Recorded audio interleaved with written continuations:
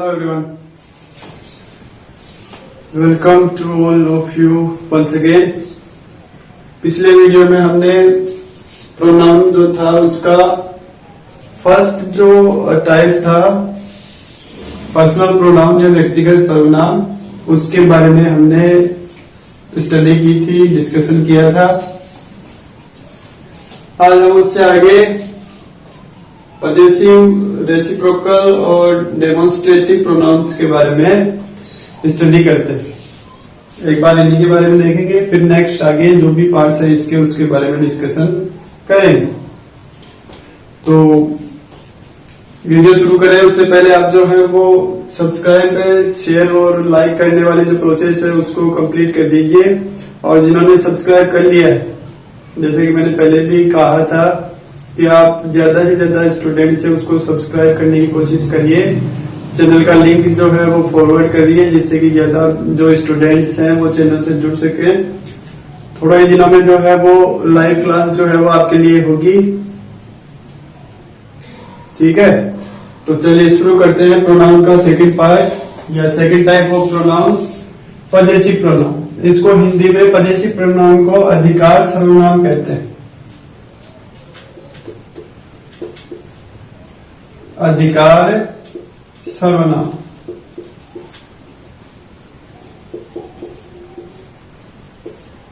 और जैसा कि इसके नाम से ही क्लियर है कि ऐसे प्रोनाउन जो पजेशन को रिप्रेजेंट करते हैं वो क्या कहलाते हैं?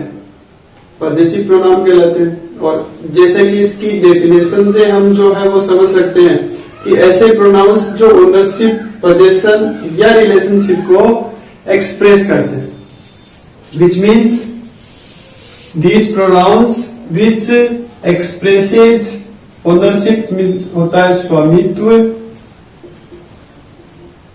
possession का मतलब होता है अधिकार, और रिलेशनशिप का मतलब होता है संबंध या रिश्तेदारी भी कह सकते हैं उसको।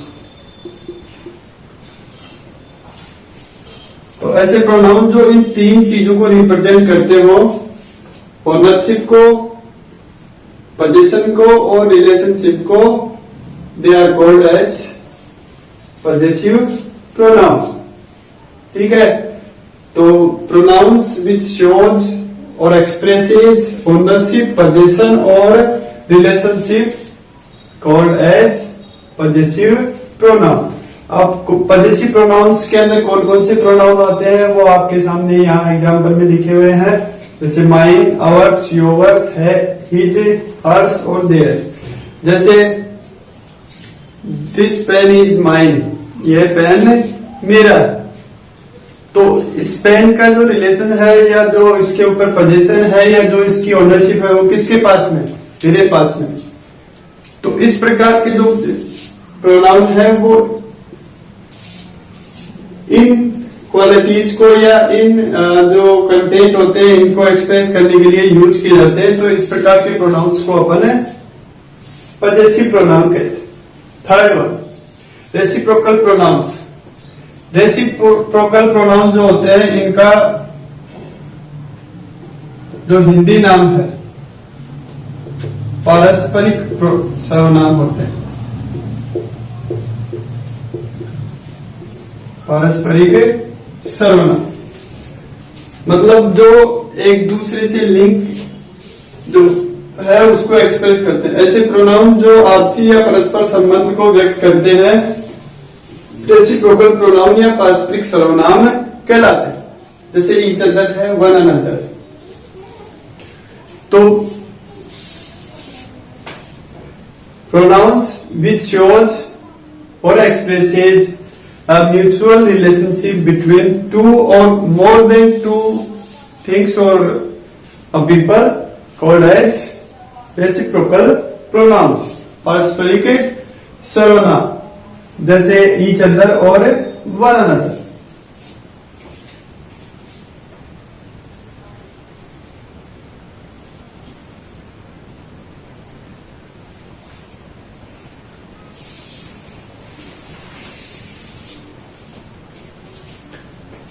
ठीक है। अब जो मतलब ट्रेडिशनल ग्रामर है, मतलब जो पुरानी ग्रामर है, उसके अंदर तो दो व्यक्तियों के बीच में आपसी या परस्पर संबंध दिखाने के लिए ईच अदर का प्रयोग होता था, और दो से ज्यादा के लिए हम यूज करते थे वन अनदर। लेकिन अब जो मॉडर्न इंग्लिश या मॉडर्न ग्रामर जो है या लेटेस्ट ग्रामर जो है, उसमें हम इन दोनों को इंटरचेंज करके भी यूज कर सकते हैं। मतलब जो दो से अधिक व्यक्तियों या वस्तुओं के लिए जो यूज करते थे वन अनदर, उसको दो के लिए कर सकते हैं, और दो वाले को दो से ज्यादा के लिए भी यूज कर सकते हैं, according to the latest grammar और मॉडर्न ग्रामर। और यदि हम ट्रेडिशनल ग्रामर को मानते हैं या पढ़ते हैं, तो उसके अंदर दो व्यक्तियों के लिए ईच अदर और दो से ज्यादा के लिए वन अनदर। ठीक है, चलिए थर्ड कंप्लीट हो गया। फोर्थ जो है वो इसका है demonstrative pronouns. Such pronouns which indicate persons or things which place they use। मतलब ऐसे प्रोनाउन जो उन व्यक्तियों या वस्तुओं की तरफ इशारा करते हैं जिनके स्थान पर इनका यूज होता है, मतलब प्रयोग होता है। मतलब ऐसे प्रोनाउन जिनका यूज हमने जिन व्यक्तियों या वस्तुओं के लिए किया है, यदि वो उसकी तरफ इंडिकेशन दे रहे हैं, इशारा कर रहे हैं, तो हम उन प्रोनाउंस को डेमोन्स्ट्रेटिव प्रोनाउन कहते हैं। और इनका जो हिंदी नाम है डेमोन्स्ट्रेटिव प्रोनाउन का, वो है संकेतवाचक सर्वनाम। संकेतवाचक सर्वनाम। अब इसके नाम से क्लियर हो जाता है कि जो प्रोनाउन संकेत करते हैं, इंडिकेट करते हैं, वो क्या कहलाते हैं? डेमोन्स्ट्रेटिव प्रोनाउन करते हैं। जैसे this is my pen, this is my pen, तो दिस जो है वो किसकी तरफ इंडिकेट कर रहा है? इस वस्तु की तरफ इंडिकेशन दे रहा है। तो इस प्रकार के ये जो प्रोनाउंस होते हैं वो डेमोन्स्ट्रेटिव प्रोनाउन कहलाते हैं। तो इनमें कौन कौन से आते हैं? This, that, these, those. ये मतलब दिस और दैट सिंगुलर के लिए, दीज और दोज जो है वो प्लूरल के लिए। मतलब सिंगुलर हो तो दिस और दैट। दिस मतलब जो नजदीक की वस्तु होती है उसके लिए अपन दिस का यूज करते हैं, दूर वाले के लिए दैट का यूज करते हैं। और ये इनके प्लूरल हो गए। यदि वो कोई एक व्यक्ति दूर खड़ा है तो दिस, और यदि प्लूरल में है और वो दूर है या वस्तुएं दूर हैं तो उनके लिए दोज। ओके, चलिए। और जो इसका फिफ्थ पार्ट है प्रोनाउंस का, फिफ्थ जो टाइप का प्रोनाउन है वो है रिफ्लेक्सिव प्रोनाउन, और इसको हिंदी के अंदर कहते हैं कर्मकर्ता सर्वनाम। इसका जो हिंदी नाम है वो है कर्मकर्ता सर्वनाम। और इसकी जब हम डेफिनेशन पढ़ते हैं, मतलब रिफ्लेक्सिव प्रोनाउन एक्चुअली होता क्या है, तो उसके अंदर हम देखते हैं कि काम जो कारक जो ऑब्जेक्टिव केस होता है, मतलब हमने पहले भी पढ़ा है ऑब्जेक्टिव, सब्जेक्टिव और पजेसिव केस के बारे में। जैसे आई प्रोनाउन है तो उसका सब्जेक्टिव केस में वो आई होता है, पजेसिव केस में माई हो जाता है, और जो ऑब्जेक्टिव केस हो जाता है उसमें मी हो जाता है। तो जो ऑब्जेक्टिव केस है उसके अंदर संज्ञा के प्रतिस्थापक को इंग्लिश में कहते हैं रिप्लेसमेंट।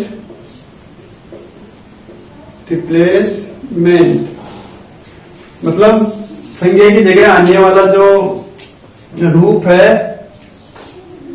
संज्ञा की जगह हम जो वर्ड यूज करेंगे उसका जो रिप्लेसमेंट होगा उसके रूप में प्रयोग किया जाने वाला ये सर्वनाम है। मतलब उस संज्ञा को हम जब रिप्लेस करते हैं या किसी सेंटेंस में दिए हुए ऑब्जेक्टिव केस की जो संज्ञा है उसको जब हम रिप्लेस करते हैं तो वो जो प्रोनाउन यूज होगा वो कौन सा होगा?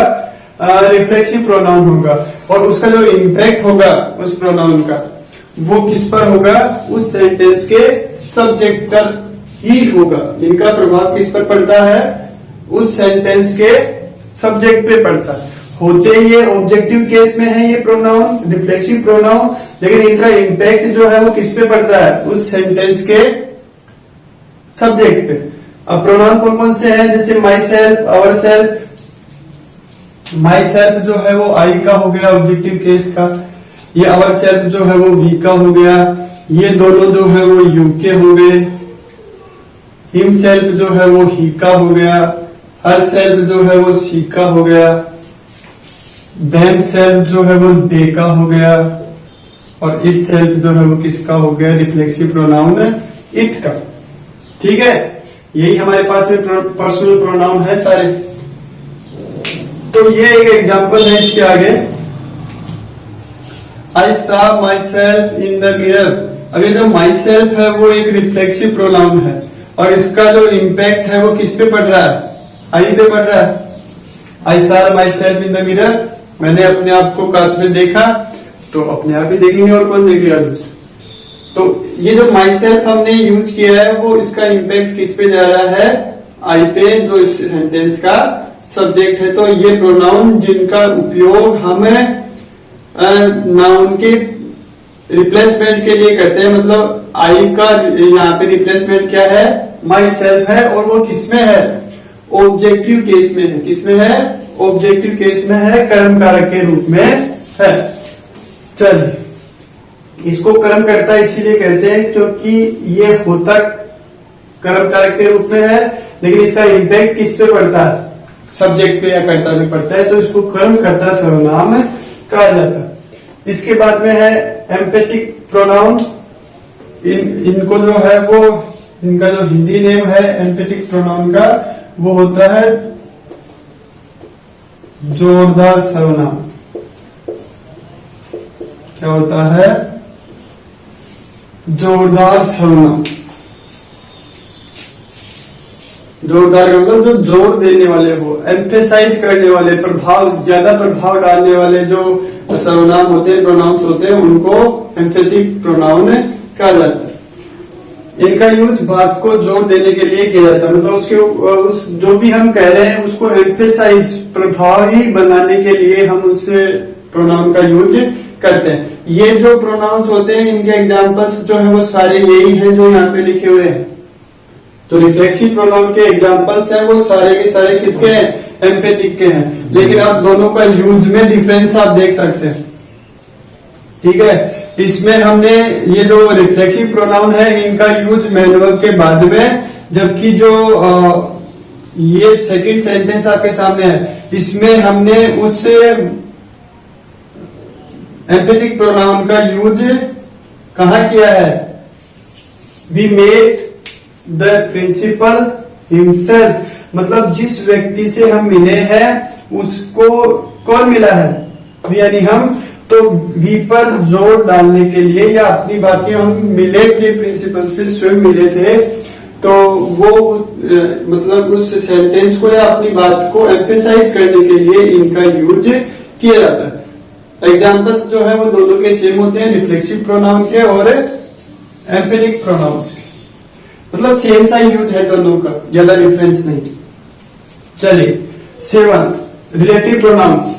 ऐसे प्रोनाउन जो दो या दो से अधिक जो वाक्य हैं उनको कनेक्ट करते हो, जोड़ते हो, मतलब एज ए कंजक्शन वर्क करते हो, और अपने से पहले प्रयुक्त होने वाली नाउन, मतलब उनसे पहले जो नाउन यूज की गई है,